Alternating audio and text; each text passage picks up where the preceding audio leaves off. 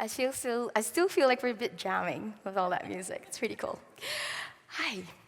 Do you remember the original Karate Kid? Okay, good.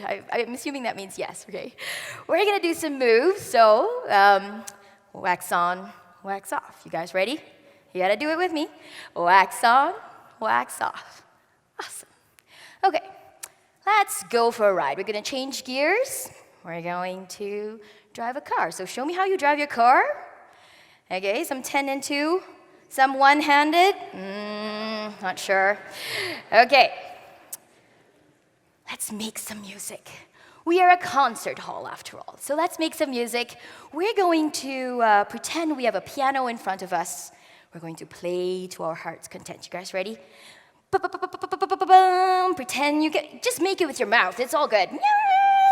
Bang, bang, bang, and get it all out, relax.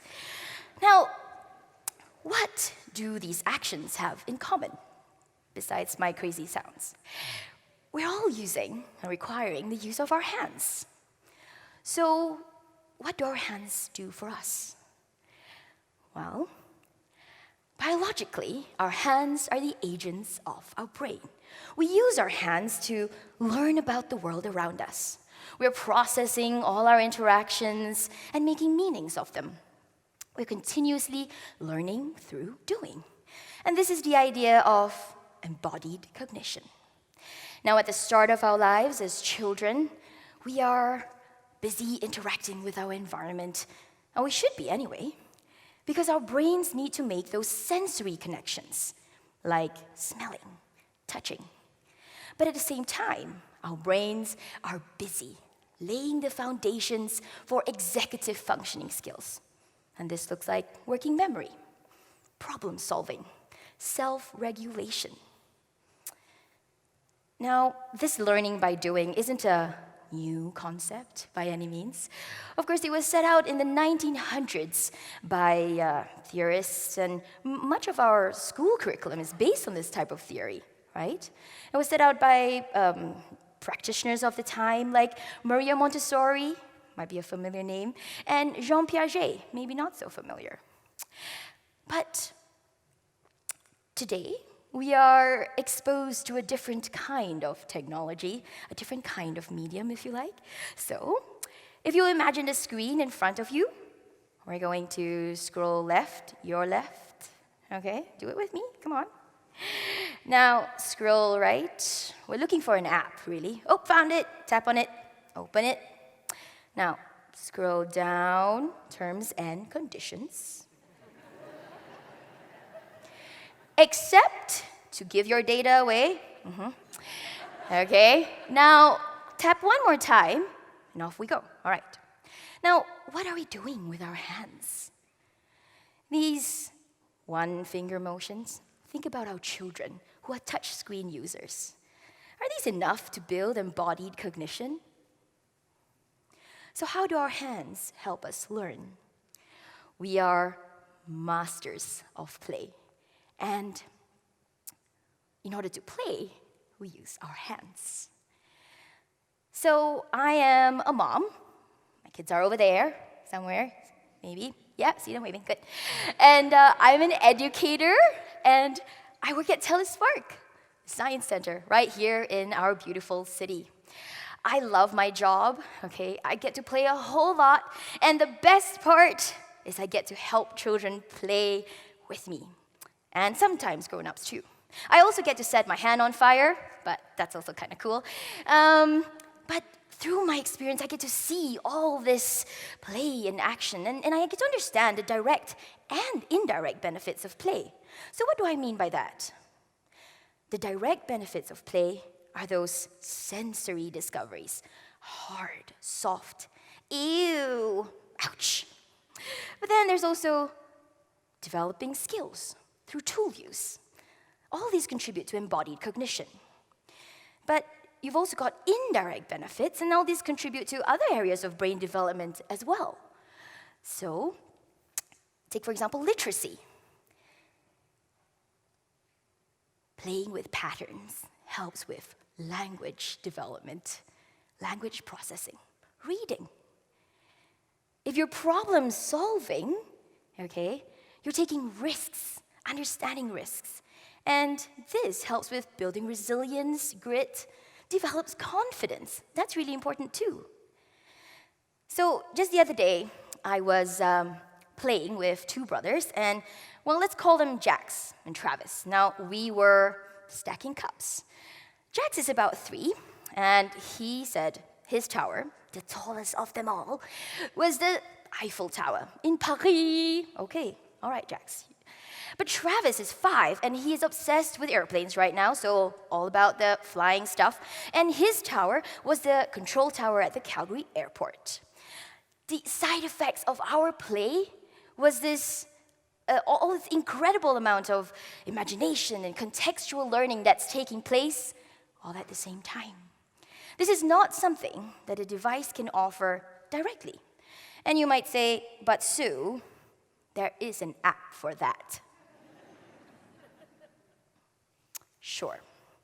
But you can see that there's immediately a physical deficit that this app cannot fill.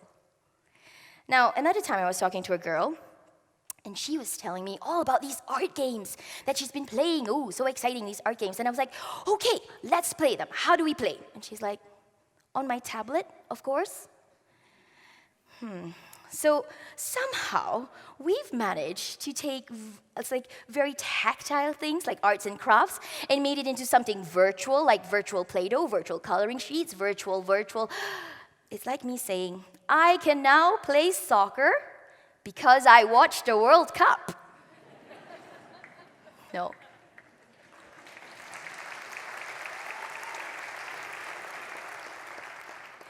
We know we have to do in order to know how, in order to learn how.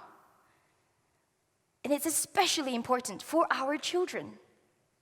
But we know our children are not getting enough opportunities to use their hands. The participation report in 2016 said that up to 85% of Canadian preschoolers are using more than an hour a day, that's what that means, more than an hour a day on their screens. Another report in the UK is saying up to 51% of 6 to 11-month-olds are using their touch screens daily. But why? So let's consider some reasons. Firstly, we're believing the marketing. Common Sense Media tells us up to 70%, of parents of young mobile media users believe that screens help children learn. Well, the brain science tells us different. It tells us that the youngest of our children, the ones who are barely out of a stroller, they're not ready to process the information they are seeing on these screens. Okay? Another reason, convenience. As a parent, I know how many moments I can say, so much easier just to give the child a device, right? 10 more minutes of sleep in the morning, I surrender, okay? In a shopping cart at the grocery store. But parenting is hard, we know, parenting is hard. But those are the moments when the brain really needed to learn self-regulation. You give the child a device, or I give the child a device, I'm taking that opportunity away for the brain to learn, right? But also, maybe another reason is the fact that as a society, we are not yet ready to accept the true cost of these devices on our lives. So this week, the World Health Organization said that video game addiction is recognized as a mental health condition. It's about time, right? But will that change our attitudes? Well, only time will tell. So we still have a challenge. Right here in Canada, we're collecting data, starting to collect data on our 5-year-olds in kindergarten. The early development instruments ask questions like, Can children turn pages in a book? Can they use their imagination? Can they socialize with their friends?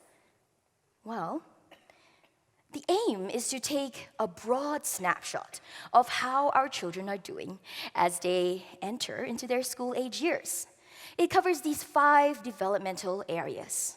In 2016, the 25% of Canadian children nationwide are having struggling with at least one of these developmental areas. In Alberta, that number is higher at 30%. You might think, oh, 30%, so that's not that bad. But when we break down these developmental areas and look at it by city, the results are not that favorable. Because right here in Calgary, for example, in some parts of our city, over 50% of our children are not able to show age-appropriate communication and general knowledge skills. Technology may not be the only reason, sure, but it's definitely a contributing factor. And now you might say, but Sue, I don't have kids. This doesn't bother me. Actually, how many of us feel like we're addicted to our devices? Confess. What was the first thing you picked up this morning? Or maybe the second, right? These devices, how are they affecting our lives? We're not asking to change completely, abolish them, take them away. No, that's not what we're going for here. What we do want, though, is a change of attitudes. We would like to choose to give these devices a more balanced role in our lives. We need to choose real social interactions over social media. We also need to choose to secure our future adjacent possibles by keeping our children's hands busy and their brains active. And while we do that, please don't forget to give them mirrors for self-reflection and windows to look beyond themselves. The future continues to be in all our hands. Thank you so much for playing.